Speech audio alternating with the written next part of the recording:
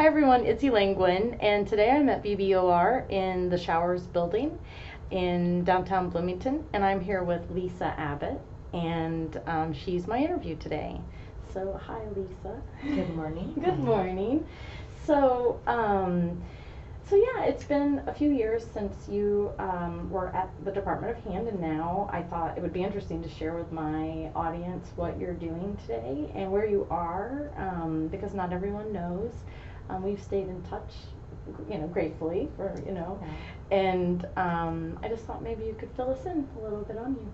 Okay, so I am working at the Bloomington Board of Realtors office, and that is the trade association for the local realtors in Monroe, Owen, and Greene County.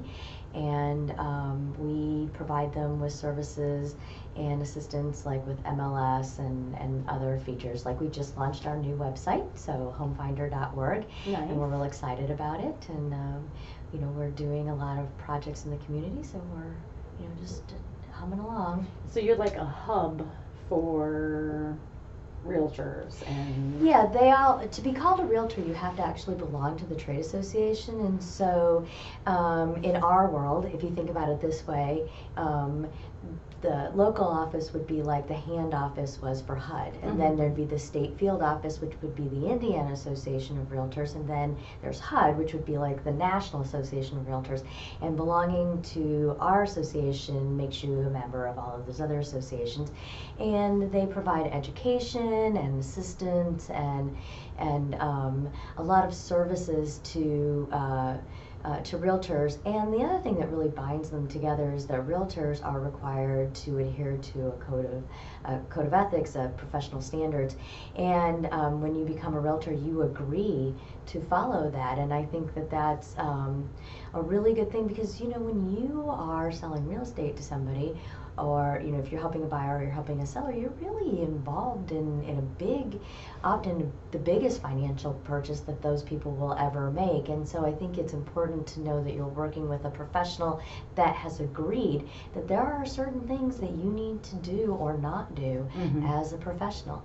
And the other thing that the associations all ask the realtors to do, which is easy for them, is to be involved in their communities. And one of the things that sort of attracted me to this position is that when I was at Hand, I had realtors, I think, on every board that my department provided staffing to. Yeah.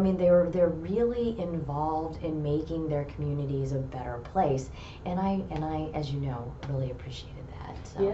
Yeah. You're a helper. You like helping and giving back, and yeah, I think that's awesome. That's why I like you. One of the many reasons. It's something that I was thinking about. I bought a house last year, and as you were talking, I was processing that process.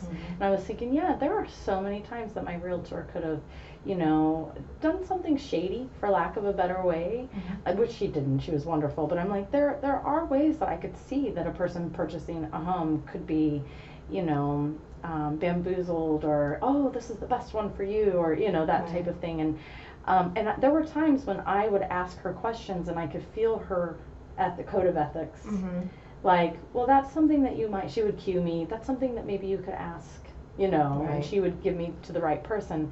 So that's so comforting, and I think for anyone who might be buying a house, or to know there is a code of ethic, and there's standard, and I think that that's so important. Right, and if somebody violates the standards, there's a procedure for handling that. And I think that it's important. But I think that in our communities, the communities that I serve, we're really fortunate, because I have really great realtors, and I have really great realtors that really are involved in trying to make all their communities better and healthier and happier, and whatever their issue is. And if you go to any event, you're going to see them there. And I don't know. I mean, it was something that really attracted me to this position, because, as you know from our previous conversations, that I really believe in, in a purposeful life, and I want to leave the world a better place for the things that I've done, and I can appreciate that that's part of their mission here, and that made me feel like, this is a place where I can be good here, and this will work. That just brought me to a line of thinking, and I've shared in a couple of my past episodes that, I worked for a local nonprofit at New Hope Family Shelter, and I experienced exhaustion and some health issues, and just going through that whole experience, and just in the spirit of mentoring or giving advice to other people, because I kind of keep doing this theme with myself. Tell me a little bit about the transition between the two jobs and what you did in the meantime, because we shared off camera about this, but I think it's pretty amazing. You're going back to school, and can you share a little bit about that? Sure. That's an amazing accomplishment, and I like to inspire people. So. Okay, well, I don't know how you're inspiring. Okay, well, whatever. So, hand is a very intense job. There's a lot of responsibility, and there's a lot of I don't know how to explain it. When you think about the things that I did: code enforcement, the rental inspection program, historic preservation, redevelopment, affordable housing, social service funding. I mean, there's a lot of potential for angst in those avenues, and a lot of balls in the air. And so, it was a 150-mile-an-hour job. And you're never off, because I would go out to dinner with my family, and I'd be sitting there with my husband or my kid or both, and somebody would come over and they'd say to me, hey, your inspector did X, and I'm in the middle of a family dinner, and now I am back in my role as public servant, and you're a public servant, so you can't say, look, I'm having dinner with my family, can we talk about this later? You really have to be on all the time. And so I guess when you're in the middle of it, you don't really realize how in the middle of it you are. And then all of a sudden it was over, and it was over by someone else's decision, not necessarily my decision. And so then it was just kind of like, whoa, what do I do? And it was like going from 150 miles an hour to a dead stop, And so I took a couple weeks off at the end of the year because I had some time I needed to burn, and I realized pretty quickly that just wasn't going to work for me. I was just not going to be able to just hang around my house. I mean, I cleaned out like every closet, and I took so many books to the book fair thing at the Hoosier Hills Food Bank that I think that they probably didn't need books from anyone else to have their fair. And I was like on a first name basis with the people at Goodwill and Salvation Army, and being like, hey Lisa, how's it going? Yeah, thanks for that today. See you tomorrow. I decided to go back and finish my graduate degree. I'm old, and I was not old. Well, thank you. You're so sweet. If you're old, I'm old. So, you can't say that. As I always say to my husband, it isn't the age, it's the miles.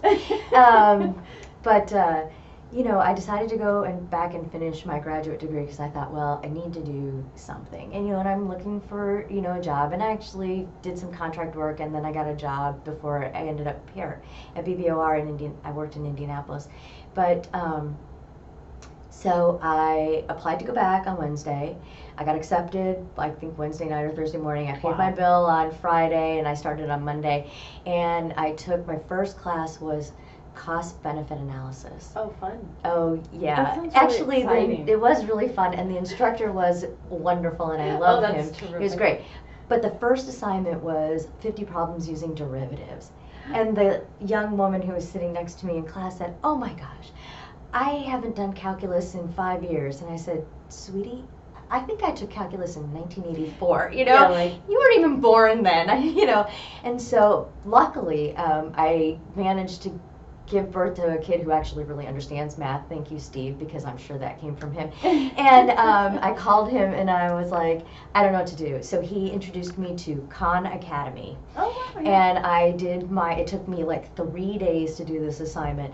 But I would find the video that would talk about how the problem would be set up, and then I would do the problem. And I got a really good grade. I was very proud. But so anyway, I graduated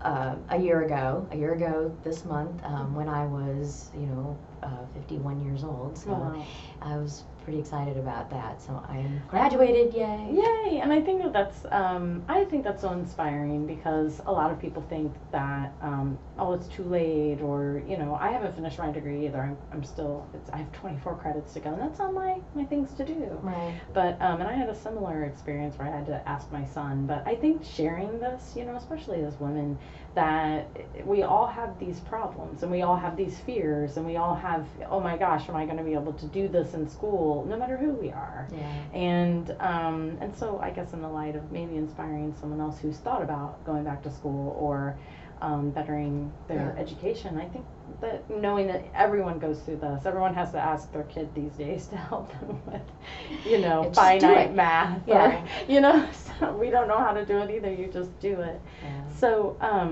so another story, and I don't want to put you on the spot at all, but an endearing story. I mentioned this before, that I think it's amazing how your story of how you and your husband met. Would you be open to sharing that with my? You don't have to. We can change. It's not that exciting. I think it's adorable. It's adorable. Well, I don't know. I'll give you the short version. Yeah, the short version. The short version is my husband and I met when I was 15 at a Martinsville High School football game while I was here visiting my cousin. He's friends with my cousins, and so I just thought he was super cute, and he could shave. That's and hilarious. He left that part out. He could drive, because he's a few years older than me. I did not tell him I was 15. He did not ask, so you kept that. I kept that kind of on the down low. So he called me. I'm assuming he thought I was older than 15 because I met him at the game, and then the next day he called and asked if I wanted to go out with him. That night my cousin went out with one of his friends, and they took us to a Delta Chi frat party. Oh my gosh, that's hilarious. I know. So anyway, that's hilarious. Fast forward a few years, I married him when I was 21. But you had a long distance. We did have a long distance relationship, which I thought that was so amazing. That and some of that. I mean, that you both worked on school and you both had. We didn't live near each other, so we wrote letters. In fact, I'll tell you, real letters with their hands. Yeah, and with the stamps. And so it's been a while now, but I found a box of them years ago, and my husband was laying on the couch, and I came downstairs and I said, "Hey, listen to this." And I was reading part of a letter that he wrote to me, and he said, "Oh my God, who wrote you that?" And I'll say crap.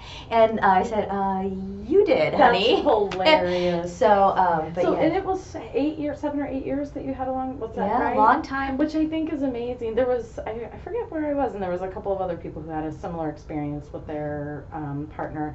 I like just to pause for a second and share that, because we're in this society now today where everything is now. And I feel like, bond building is important, because I'm always talking about brains, and I'm always talking about the importance of bonding. And sometimes these slow growing friendships are the longest lasting marriages. At least that's what I've noticed, are these really slow growing friendships. And that's what I think is so beautiful about your story, is that you and your husband had this slow developing friendship before you married. So I love that. We've been married for it'll be 32 years this August, so a very long time, and I still like him. And you still like him, and you're good friends, and I think that that's amazing, and that's why I love that story. I love to ask people how they met. That's like one of my favorite things is I love to ask someone how they met their partner, and to watch their face, because it's just like, I just get this little, I call that a heart mush. I think that relationships are hard under the best of circumstances, but I think that one of the things that that base gives you is to know that it's okay to grow and change, and and that relationship can grow and change as you grow and change, because I am clearly not the same person that I was when I was very young, or even when I was 21 and I married him. I mean, so life changes you, and so it's good to be with somebody that gets it and is good with it. So, and I won't take up too much more of your time. I know you have another appointment, but so tell me about, do you have kids? Can you talk a little about them? I have wonderful kids. So I have two sons, Ryan and Nathan. Ryan is the oldest. He is currently living in Colorado. He is an archaeologist by trade and a ski bum by desire. That's so and so, you know, that's one of the things where, you know, knowing that you can grow and change with a relationship and be okay with it came in handy, because it's difficult, you know, to let them go off and live their own dreams, you know, and because I miss them, you know, my youngest one lives in Japan, and so that's a long way away, and you know, I miss them, and I wish that they were in some cases just down the road and I could see them whenever I wanted, but I'm also very proud that that they grew up to be men that were willing to follow their hearts and to go where they wanted to go and to do the things they want to do. And I think that they'll do good things for themselves and for the people around them, because they, you know, they feel the freedom to be who they are. Yeah. And I got to give a shout out to the hand department for how great my kids turned out, because I think that, you know, like I said, it's a really intense job, and my kids were really, really small when I went to hand, and my youngest was a senior in college when I left hand, and so they spent a good amount of time with all the people there, and to them, you know, those staff members are also their family, and I think that, you know, having that influence of all of those different personalities and all of those different thought processes and all of those different lifestyles and religions and you know, the variety and the diversity that is that department, I think allowed my kids to be the people that they really are. And you know, I think it was Hillary Clinton says it takes a village. It does. It takes a village. And that was my village for them, and it was the best possible village for them that I could have ever asked for, and I'm very grateful. And I think it's amazing, like you sharing that part of your story, because a lot of people, I think, take for granted. I mean, I'm a mother, and I'm all for, you know, if someone is a mom or isn't a mom, or, you know, it's not that. It's just, you know, having children and having careers, it can be really hard. And you and I talked once about, you know, I was feeling really guilty because, you know, I was late picking my son up, or I missed, you know, important events, and it's hard. And I think that's good for us to talk about too, is to talk about these things that, you know, sometimes we feel like we failed our kids, or sometimes we feel like we just can't juggle it all, but we do, you know, and I think that's amazing. Don't feel guilty. So I, as you know, we're late picking up my kids all the time. I tell this story, and my poor son Nathan. I was hoping you would tell me. So that's what I was. He was at tennis at North High School, and I was supposed to pick him up, and I forgot, and so he called me, and he said, "Mom, you know, where are you?" And I said, "Oh my gosh, I'm so sorry, I'll be right there." And I hung up, and then I was doing a few, you know, like, you know, cleaning up something on my desk, and my phone rang again, and I picked it up, and it was a work thing, and I started answering the work thing, and I got involved in the work thing, and then when I was done with the phone call, I sat down, and I just started working again. And so he called me like 20 minutes later, he's like, "Mom," and I'm like, "Oh!" Yeah. And so I went running out of the building, and as I'm running through the parking lot, here comes Mayor Cruzan, and he said, "Hey, Lisa," and I said, "I can't talk now, I forgot my kid twice." Yeah. You know, and I'm running out, you know, out to get him. But I will tell you that that I think that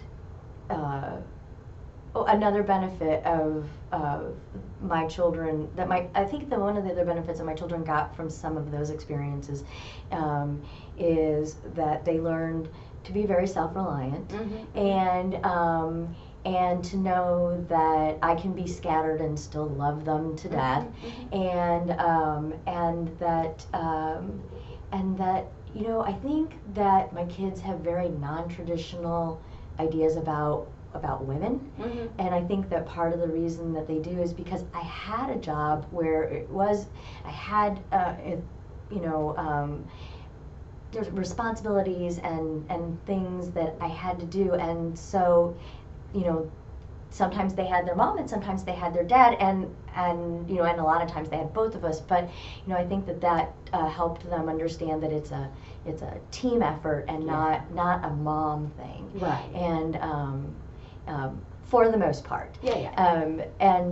So I think that has helped them become really good men that I truly respect, especially their attitudes about women. Yeah. You know, and I worry about that, because you read and you see things and you hear things in the news and in social media and stuff like that, and I think, ouch. Yeah. You know, this is still happening. and and I'm proud of my children for their very open-mindedness about roles in general, not just women's roles, but just, you know, how things play out. So, and I think that's another thing that they got from being raised by hand. Yeah.